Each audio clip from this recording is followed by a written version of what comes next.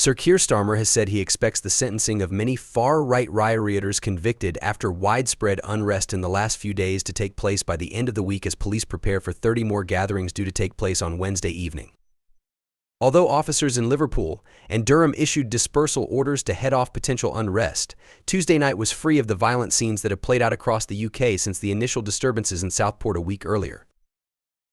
But officers are monitoring threats of further rioting against immigration law specialists, some of which had either closed or accepted offers of additional police protection. A list of solicitors, firms, and advice agencies has been shared in chat groups as possible targets for gatherings, with the message inviting people to mask up if they attend. The Law Society of England and Wales describes such gatherings as a direct assault on our legal profession, while Justice Secretary Shabana Mahmood said threats against solicitors were unacceptable. And those making them would join the hundreds of others who have already been arrested by police within the last week. Approximately 6,000 specialist officers will be at the ready by the end of the week for the so-called Standing Army of Police announced by Sir Keir on Monday. These officers have been taken away from their regular duties to deal with ongoing disorder. In addition to more riot police being put on standby, forces are also stepping up neighborhood policing patrols. Teams of detectives are drawing on CCTV, body-worn footage, and making use of retrospective facial recognition to identify perpetrators of violence. And intelligence teams are monitoring well-known influencers and organizers for activity. More than 400 people have been arrested in connection to the riots, and charges continued to be brought on Tuesday night with defendants expected in court on Wednesday. The violence was sparked by false claims about the identity of the teenager suspected of killing 3 young girls and injuring several others in a knife attack in Southport on 29 July, and has seen shops looted and hotels housing asylum seekers attacked. Speaking to reporters after chairing his second Cobra meeting in 2 days, the Prime Minister said that should send a very powerful message to anybody involved, either directly or online, that you are likely to be dealt with within a week. Nobody should be involved themselves in this disorder. Stephen Parkinson, Director of Public Prosecutions, said rioters could face terrorism charges. We are willing to look at terrorism offenses. I'm aware of at least one instance where that is happening, he told the BBC. Jim McMahon, Community Secretary, backed Mr. Parkinson's comments. He told Sky News clearly if the criminal threshold has been met and the prosecutor believes that that test has been met, then it is right that the applicable law is applied. But the Prime Minister has faced the accusation of two-tier policing, the belief that the far right is being treated more harshly than other groups. Elon Musk, the billionaire owner of social media platform X, has been one of Sir Keir's loudest critics, and the South African tech mogul has used his website to publish incendiary posts. Starmer enjoyed a smooth start after sweeping into Downing Street on July 5th, taking to the world stage for several summits. But the tumult of the past week has punctured hopes of a prolonged honeymoon for the 61-year-old leader. Disorder has hit more than a dozen towns and cities since a knife attack targeting children at a Taylor Swift-themed dance event in Southport, northwest England, left 3 girls dead. Stores have been looted, cars left ablaze, and dozens of police injured in street battles. Starmer and others have blamed far-right thugs for using the stabbing spree, allegedly carried out by a 17-year-old British-born suspect, to whip up anti-migrant and Islamophobic sentiment and violence. On Monday, he chaired an emergency meeting of ministers and police chiefs in a bid to curb the unrest that threatens to derail the start of his 5-year tenure.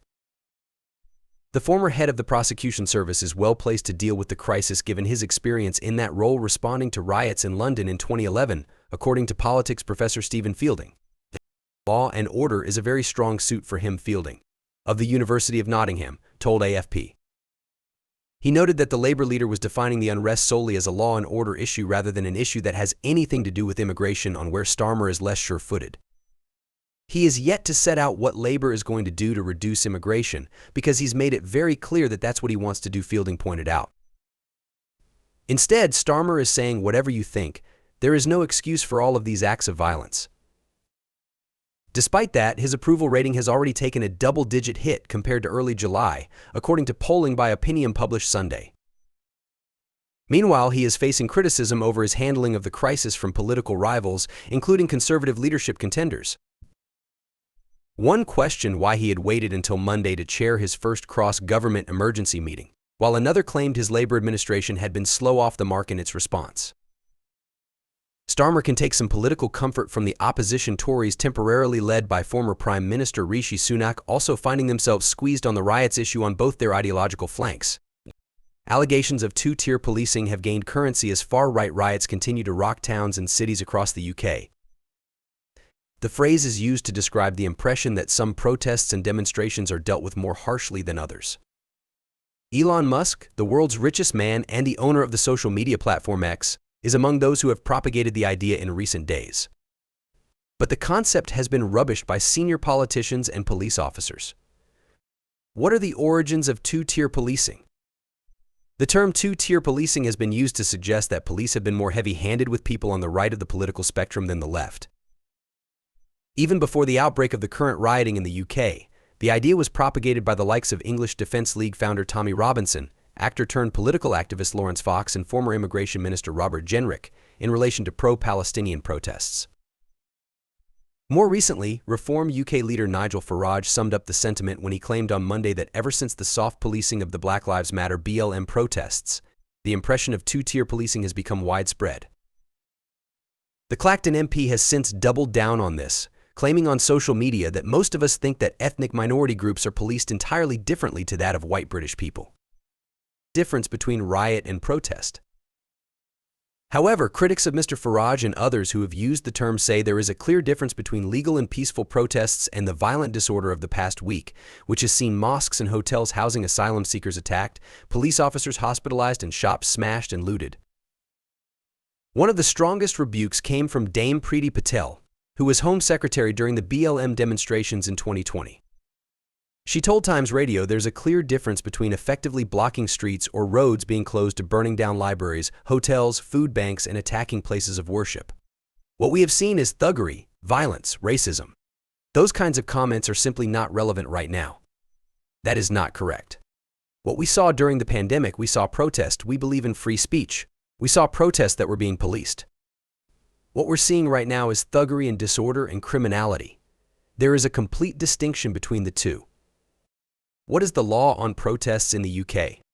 As referenced by Ms. Patel, protest is legal in the UK and the right to freedom of expression is also protected under the European Convention of Human Rights. However, this only applies to peaceful protest and does not extend to any violence inflicted or damage caused during a protest. As pointed out by Chris Hobbs, a former special branch officer writing for the Police Oracle website, arrests have been made at pro-Palestinian protests when there has been suspected criminal offenses, as has been the case during climate protests and BLM demonstrations. Neil Basu, the former head of counter-terrorism, told Sky News it was not the case at all, that there was two-tier policing in the UK, branding it very dangerous rhetoric. He said the reality is we serve the law. So if you break the law, it doesn't matter what you look like or what your ideology is. If you commit a terrorist offense, you should be dealt with under the Terrorism Act. If you commit a public order offense, it should be dealt with under the Public Order Act.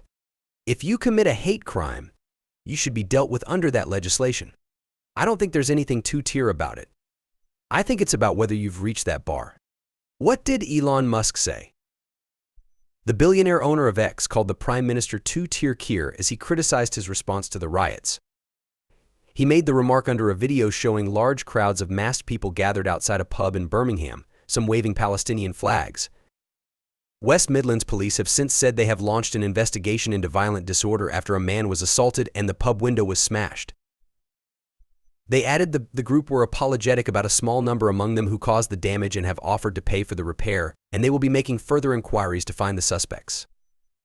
Responding to Musk's comments, West Midlands Police Superintendent Emlyn Richards said two-tier policing doesn't exist within the force, adding, "We are here to police without fear or favor." The concept has also been rejected by the Prime Minister, who said it was a non-issue and insisted policing was carried out without fear or favor.